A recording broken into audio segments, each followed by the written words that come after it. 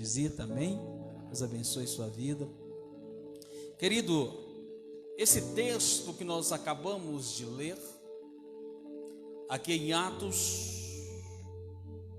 quando nós estudamos sobre a igreja primitiva, quando nós falamos sobre esta igreja, podemos observar que esta igreja era uma igreja perfeita em crescimento.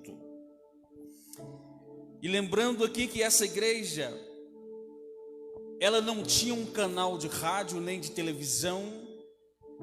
Lembrando que esta igreja não tinha redes sociais para transmitir as palavras ou transmitir o culto.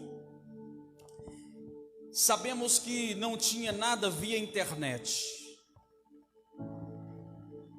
Mas mesmo havia esse templo aonde essas pessoas congregavam, buscavam ao Senhor.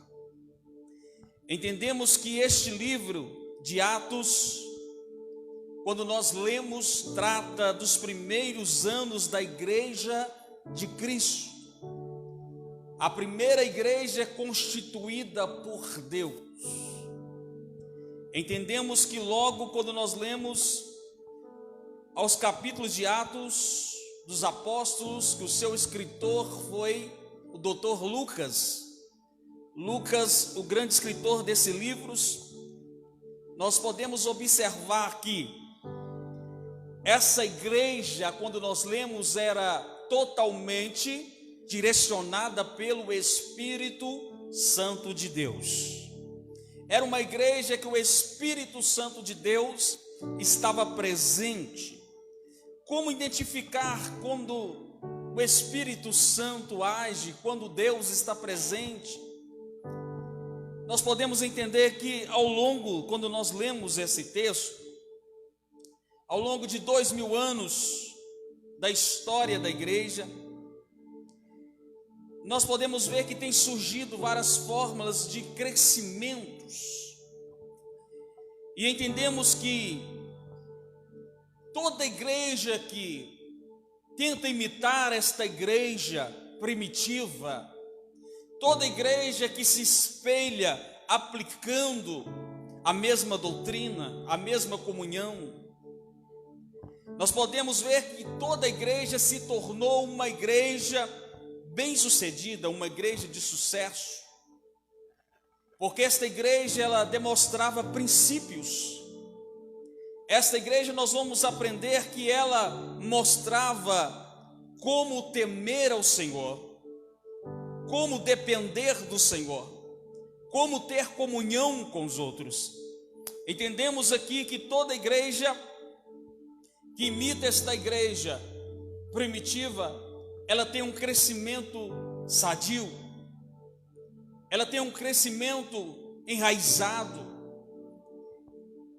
Para você compreender o meu raciocínio que eu quero dizer nessa noite, você que não fechou a Bíblia, nós vamos acompanhar alguns versículos em Atos, no capítulo 1, verso 15, para nós entendermos junto o nosso raciocínio, que diz em Atos, no capítulo 1, verso 15: naqueles dias, levantando-se Pedro no meio dos discípulos,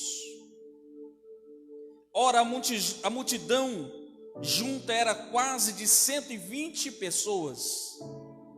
A igreja começou com uma multidão de quase 120 pessoas. Quando fala de multidão, a partir de 100 pessoas já se declara uma multidão. Então, nós podemos entender aqui em Atos 1, verso 15, que esta igreja, então, Pedro estava ali pregando para quase 120 pessoas no início. E no capítulo 2 e o verso 41, de sorte que foram batizados os que de bom grado receberam a sua palavra. E naquele dia congregava quase 3.000 almas. Irmãos, Pedro está dizendo aqui, Atos está dizendo aqui, que esta igreja ia crescendo cada dia pelo poder do Espírito Santo. Esta igreja ia crescendo cada dia através da comunhão. Chegou no capítulo 2, verso 42, já tinha 3.000 almas que foram, o que, irmãos? Batizados, passado pelas águas, que estava congregando. Você imagina uma igreja, 3.000 almas naquele tempo, sem internet, sem rádio, sem televisão, sem comunicação nenhuma, só através do evangelismo, só através de ouvir que Deus fez maravilhas, só através de ver que Deus curou alguém. E Atos no capítulo 4, verso 4, diz: muitos, porém, dos que ouviram a palavra creram, e chegou ao número desses homens quase 5.000. A igreja ia crescendo. Então nós podemos notar aqui que, porém, muitos do que ouviam a palavra, eles creram na palavra, eles acreditaram na palavra. O Espírito Santo entrava sobre a vida dessas pessoas e trazia mudança. No entanto, então, no capítulo 4, verso 4, a igreja já estava com quase 5.000 membros, quase 5.000 almas congregando naquela igreja. Irmãos, qual o segredo disso? Porque havia temor, porque o Espírito Santo agia naquela igreja. E quando você volta um pouco em Atos, no capítulo 2, verso 47, no mesmo texto que nós estamos lendo, está dizendo: louvando a Deus e caindo na graça de todo o povo, e todos os dias acrescentava o Senhor à igreja aqueles que havia de salvar. Então todos os dias tinha salvação, todos os dias a alma se convertia, todos os dias quando o evangelho era pregado, as pessoas rendiam aos pés do Senhor. Presta muita atenção aqui, irmãos. Nós podemos observar que em 50 anos de pregação, nós podemos ver que havia os cristãos salvos na Judéia, e em 60 anos, olha, entenda isso, em 50 anos do evangelho, 500.000 já estava salvo. Você imagina o que é isso, irmão? De cristãos salvos na Judéia. Era muito cristão. E em 60 anos, o mundo quase inteiro já ouvia falar de Jesus, já ouviu falar de Jesus. E em 60 anos, através daqueles cristãos que começaram a igreja primitiva, que começaram o evangelho, começaram então a ganhar força o reino de Deus, através da palavra que foi transmitido para aquela igreja. Em 60 anos então de ministério, de igreja, que havia se plantado ali, nascido ali, a igreja primitiva, o mundo quase inteiro já tinha ouvido falar acerca de Jesus Cristo. Entretanto, aqui, essa palavra hoje, nós podemos ver que tem veículos de comunicações, navios, aviões, que pode levar o evangelho para todo lado, satélites, internet, televisões, todo tipo de comunicações. Hoje está bem mais fácil, não está, irmãos, de pregar o evangelho? Nós estamos pregando aqui, a internet aqui está ligada. Tem pessoas ouvindo nós pregarmos, ou que seja no Brasil, ou que seja fora do Brasil, ou que seja em outra cidade. As pessoas estão ouvindo a palavra de Deus. Naquela época era mais difícil. E mesmo assim, dos 7 bilhões de habitantes, essa pesquisa que nós podemos ver, que 3 bilhões ainda não ouviu falar de Jesus. Essa é uma pesquisa um pouco mais antiga. De 7 bilhões, 3 bilhões ainda não ouviu falar acerca de Jesus ainda. O que eu quero dizer com a igreja, irmãos? Porque a igreja de hoje ela se quer tornar um sucesso, é preciso aprender os passos da igreja primitiva. Se a igreja de hoje ainda quer ganhar alma, nós temos que identificar como a igreja primitiva fazia. Porque quem dava o crescimento não era o homem, mas o crescimento da igreja quem dava era Deus. Só tinha uma coisa de importante no meio daquela igreja para que Deus agisse: era o temor e a comunhão. Entendemos aqui que essa igreja primitiva tem alguma estratégia. Qual é essa estratégia que essa igreja primitiva fazia? Primeiro, quais eram os segredos? Irmãos, primeiro aqui, quando nós lemos a Bíblia, o primeiro segredo para uma igreja de sucesso, uma igreja de crescimento, fala para o seu irmão, tem que ter comunhão. Porque, irmãos, era uma igreja que pregava e vivia unidade. Esta igreja, quando nós lemos aqui em Atos, é uma igreja unida no mesmo propósito. Você pode ver em Atos 1,14 que a Bíblia fala que todos perseveram em oração. Todos perseveram no mesmo propósito, na oração. Então, quando eles iam para o templo, todos estavam no mesmo foco, no mesmo objetivo, de atrair e provocar milagres do Senhor para aquela igreja. Podemos entender que quando eles se reuniam, tinha somente o objetivo que a glória de Deus se manifestasse naquele lugar. Entenda isso. Então, Atos no capítulo 1, a Bíblia diz que cumprindo o dia de Pentecostes, quando nós lemos, quando eles estavam todos reunidos no mesmo propósito, o que aconteceu? Todos foram cheios do Espírito Santo de Deus. Porque todos estavam no mesmo objetivo, no mesmo propósito. Mas a igreja de hoje está despercebida. Quando reúne, às vezes muitos vêm com um propósito, outros vêm somente para passar um tempo, outros deslocam da sua casa porque tem uma obrigação de ir à igreja, outro vai porque às vezes eu tenho que ir porque eu tenho que mostrar que eu tenho que estar na igreja. Não tem aquele propósito, eu vou porque eu amo estar na igreja, eu amo adorar a Deus, eu vou porque eu tenho objetivo, porque eu sei que lá é o lugar da minha resposta. Entendemos que nós precisamos primeiro ter essa comunhão, porque a igreja desse presente século que nós vivemos, dos dias de hoje, ela esqueceu de guerrear contra o inferno. A Bíblia fala que há o mundo espiritual,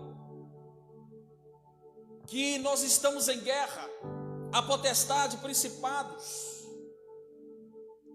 E a igreja de hoje tem deixado de guerrear contra o inferno e deixado talvez bênçãos ser travadas no mundo espiritual, por não às vezes lutar contra isso, por não provocar um milagre para a vida. Cruza os braços de tá bom desse jeito, não vou guerrear, deixa do jeito que está.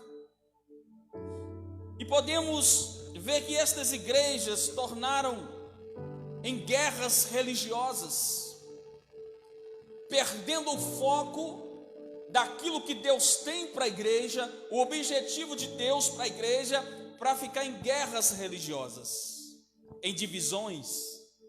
Mas a igreja de Atos não tinha divisão. Mas você percebe que quando a igreja de Coríntios, quando você vai ler Coríntios, você vai ver que era uma igreja cheia de problemas. Apóstolo Paulo fala que aquele povo era como meninos, ainda não entendendo o propósito. Você lembra que quando o povo falava, eu sou de Apolo, eu sou de Paulo, eu sou não sei de quem, eu sou de fulano, eu sou de Jesus. As pessoas começaram então a fazer divisões dentro da igreja, escolhendo quem que eles iam ouvir. Interessante que nos dias de hoje está assim. As pessoas às vezes estão correndo atrás de ídolos, de homens, de pessoas, esquecendo do propósito que é Deus. E por isso que muitos têm esquecido de buscar a Deus, e milagres não acontecem por causa, às vezes, essas pessoas deixaram do propósito de Deus. Irmãos, e voltando aqui, essa igreja, ela servia a doutrina da Bíblia, de Deus, não doutrina de homens. Porque hoje muitas pessoas esquecem de servir a doutrina de Deus para servir doutrinas de homens. Carrega um peso, uma carga, um fardo que não consegue nem levar.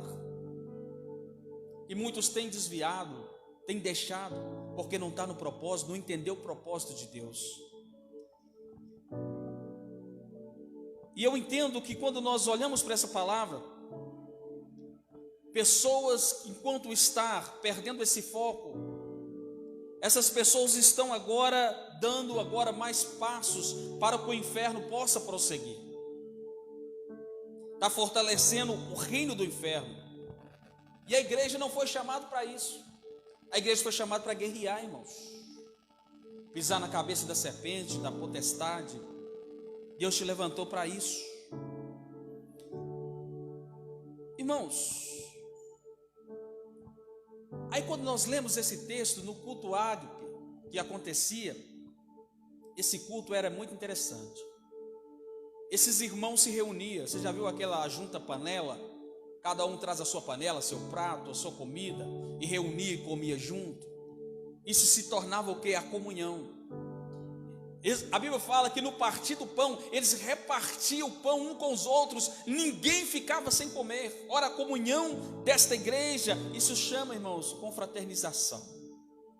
Os irmãos tinham isso, ninguém ficava sem alimentar. Mas além disso ainda, que o texto diz, quem tinha compartilhava para aqueles que não tinham. Se meu irmão não tinha o pão para comer, o outro compartilhava o pão para o outro comer. Por isso que a igreja crescia em unidade, porque as pessoas, uns ajudavam outros, por causa, irmão, da união dos irmãos, do compromisso com os irmãos. Esta igreja primitiva operava muitos milagres. Por causa dessa unidade que nós lemos esse texto, a presença de Deus era notória naquele lugar.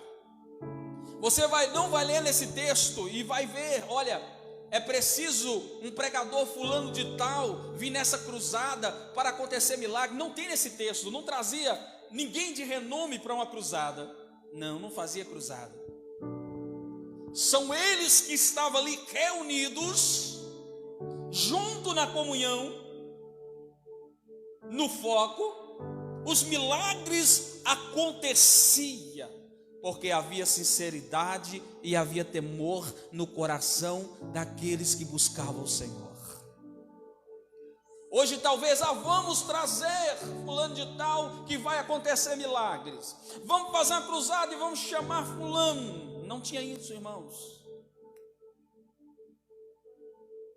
Mas os milagres aconteciam porque havia temor de Deus. Muitas pessoas falam assim, olha, hoje não acontece milagre por causa do pecado. O pecado sempre existiu. Hoje não acontece milagre porque está faltando temor de Deus. Naquela época também tinha pecado, as pessoas pecavam, irmãos. Mas hoje falta o temor de Deus. O pecado era o mesmo, mas hoje a proposta do pecado é maior, as oportunidades são maiores nas redes sociais, televisão, em todo tipo, tem mais coisas, mais oportunidades para as pessoas pecarem. A sensualidade está batendo as portas para todas as ruas, por todo lugar. Antigamente as mulheres pelo menos andavam decentes, os homens andavam decentes. Mas hoje a oportunidade se aumentou. E se aumentando mais essa oportunidade, o temor vai se esfriando, vai se acabando. É por isso que a igreja de hoje, às vezes, você não vê hoje cego enxergando, surdo ouvindo, paralítico andando. Não, porque falta o temor de Deus. Para que nós podemos provocar o milagre, nós precisamos ter essa sinceridade e esse temor com Deus. Levar a sério aquilo que Deus te chamou e para sua vida e para a minha vida. E agora, quero entrar na mensagem, irmãos. Brincando, viu, irmãos? Olha aqui que interessante. Em Atos, no capítulo 16, 17, era tempos de perseguições. O que diz? 16, verso 17.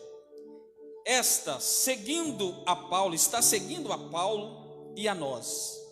Clamava dizendo: estes homens que anunciam o caminho da salvação são servos do Deus Altíssimo. Isso fez por muitos dias, mas Paulo, perturbado, voltou-se e disse ao Espírito: em nome de Jesus Cristo, te mando que saias dela. E na mesma hora saiu. E vendo os seus senhores que a esperança do seu lucro estava perdida, prenderam Paulo e Silas e os levaram para a praça e à presença dos magistrados. E apresentando os magistrados, disseram: estes homens, sendo judeus, perturbaram nossa cidade. Aí você vê que no texto que nós lemos, no capítulo 17, no primeiro dos 6,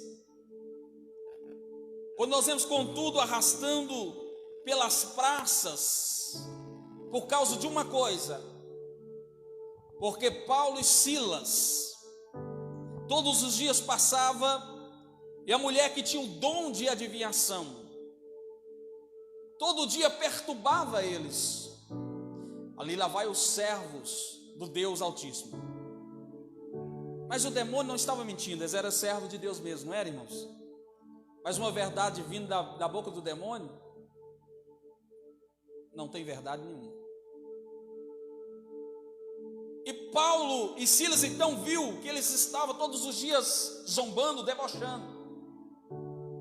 Até que Paulo e Silas então colocou a mão sobre a cabeça dessa jovem, expulsou o demônio de adivinhação. Aí, irmãos, a perseguição veio. Está voltando esse tempo de novo?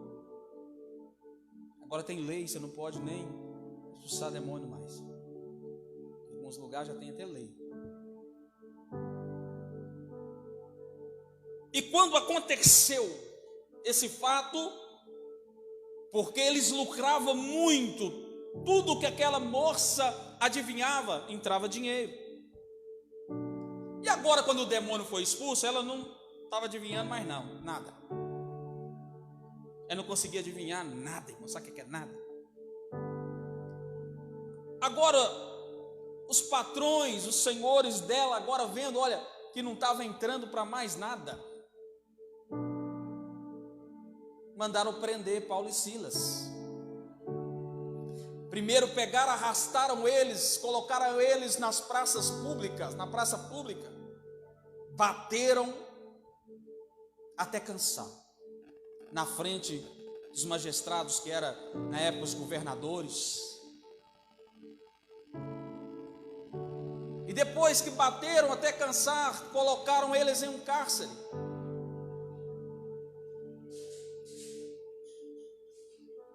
E a Bíblia vai dizer que quando nós ainda lemos um pouco, no verso 16, 25,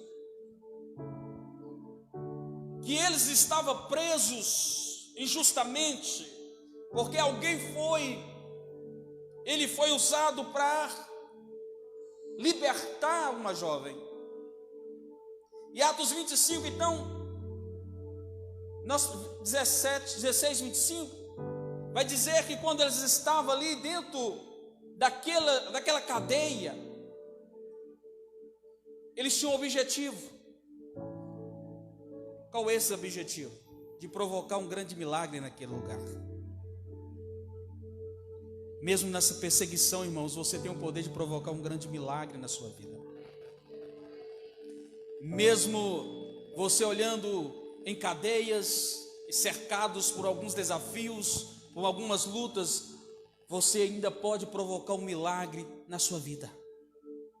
E a Bíblia fala que quando Paulo e Silas estavam ali, e eles pensaram que agora Paulo e Silas ia ficar chorando, choramingando para lá e para cá, irmãos, porque estava preso. A Bíblia fala que quando deu a meia-noite, começaram Paulo a orar, Silas louvar, um cantava, outro orava, outro clamava.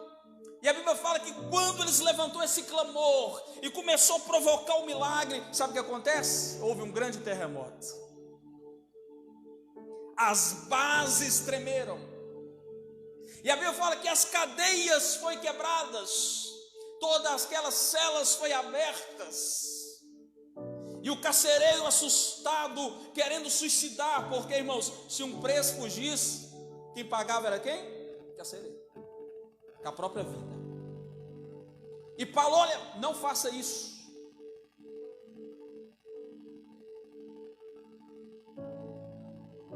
Interessante que a salvação também chegou na casa daquele carcereiro, através do milagre que aconteceu naquele lugar. Não precisa fazer isso, ninguém fugiu, todo mundo está aqui. Ninguém vai fugir. Em meio às suas lutas, Deus pode levantar você para provocar um grande terremoto de Deus e quebrar muitas cadeias que cercam na sua casa, na sua família, no seu trabalho, no seu casamento, na sua área financeira, em qualquer área.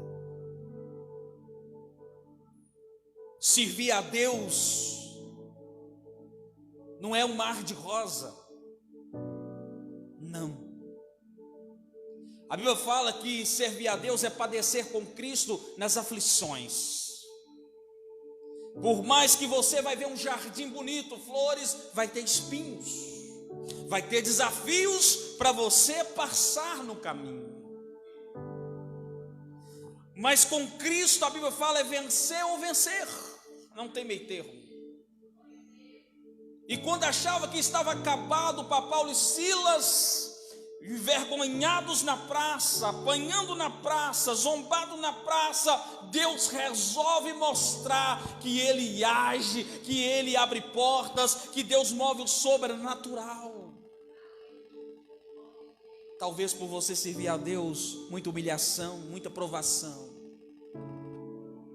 mas o tempo de Deus vai chegar para a sua vida. O que eu quero pregar aqui hoje é dizer que nós precisamos ser como essa igreja, mesmo em perseguição, mas era uma igreja de sucesso, era uma igreja que crescia, era uma igreja que tinha poder de Deus. Mas entenda uma coisa, mesmo uma igreja cheia do poder de Deus, não estava isento de passar por humilhações e provações. Não é porque que você é cheio do Espírito Santo, que você serve o Senhor, que você vem à igreja, que você está firme, que você está isento das lutas, das provações. Não, elas vêm. Mas Cristo nos dá um escape. Cristo, Ele levanta em favor dos seus nesta noite. E Deus te trouxe aqui nessa noite para te dizer que Ele já ouviu a sua oração, que nessa noite você pode confiar, se você tiver temor a Deus, sinceridade com Ele, Deus vai fazer grandes coisas acontecer na sua vida. É tempo de milagre, é tempo de vitória. É tempo que Deus está preparando algo novo para a sua vida. Quanto mais as perseguições vêm, quanto mais as lutas se aumentam, quanto mais as provações vêm, é porque a promessa de Deus está chegando, e a promessa é maior do que qualquer luta, é maior do que qualquer dor nessa noite. Talvez você tenha pensado, Senhor, eu não aguento mais, eu vou chutar o balde. Eu já cansei de tanto pelejar, eu já cansei de tanto caminhar. Quando você pensa quase desistindo, talvez Deus já está preparando uma vitória para a sua vida. É ali que Deus vai te honrar, é ali que Deus vai fazer algo novo acontecer na sua vida, irmãos. Não se entrega. Jesus não deixou a cruz nem um minuto, Ele continuou. Jesus disse que Ele teve muitas provações nesse mundo, mas Ele venceu todas. Você vai vencer também, porque você é uma igreja que está alicerçada na rocha, e aquele que está alicerçado na rocha, irmãos, ele continua firme. Sabe o que é rocha? Quando Pedro converte, quando Pedro agora tem uma conversão realmente com Jesus, com Deus, agora se tornou uma igreja. E Jesus disse, ó, sobre esta pedra, sobre Pedro, edificarei a minha igreja. E as portas do inferno não vai prevalecer contra a minha igreja. Você é uma rocha. Pode o diabo tentar de todas as formas, mas Deus garante a vitória para a sua vida. Fique de pé nessa noite, eu quero orar com você. Vamos orar ao Senhor.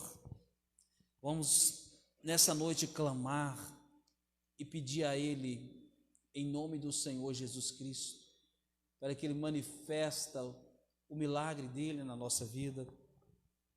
Feche seus olhos. Aleluia, Jesus. Digno é o Cordeiro de Deus. Ele está com você. Hoje é o dia que Deus escolheu você para dizer para você que é tempo de milagre ainda. Não abandone o barco. É tempo do Senhor fazer grandes coisas. Pois a ordem é chegar do outro lado e você vai chegar.